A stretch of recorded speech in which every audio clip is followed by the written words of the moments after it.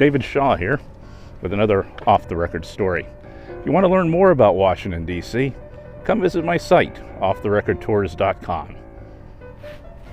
Let's go. People always ask me when we're on tour, what's in these little houses near the White House? I have no idea. But I do know, like everything else in Washington, there is a story behind it.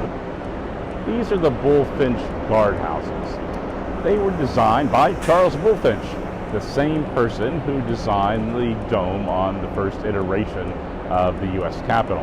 Many regard Bullfinch as the first professional architect born in America. And his graceful federal-style buildings can be found throughout Massachusetts and other parts of New England. Bullfinch designed these structures to house the guards stationed at the original west entrances to the Capitol. Their main duty was to keep cows and other livestock from straying onto the Capitol grounds to eat the flowers. But the west side of the Capitol underwent significant modification in 1874.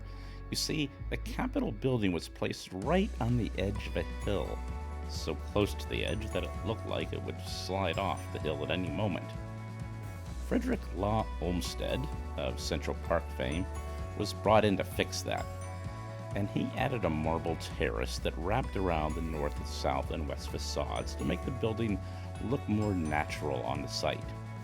He also significantly altered the landscaping, and his plan no longer included the guardhouses.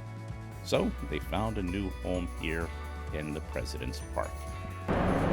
There are two guardhouses, one at the corner of 15th, the other at 17th Streets and Constitution Avenue, and I'll show you a secret.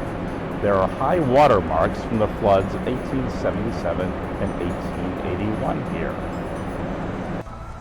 Over the years, these buildings have been used to store lawnmowers, park police may have used them, and they may have been used as first aid stations during parades.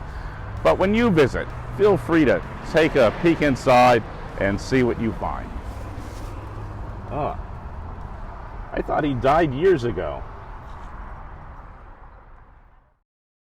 Well, I hope you enjoyed that off-the-record story.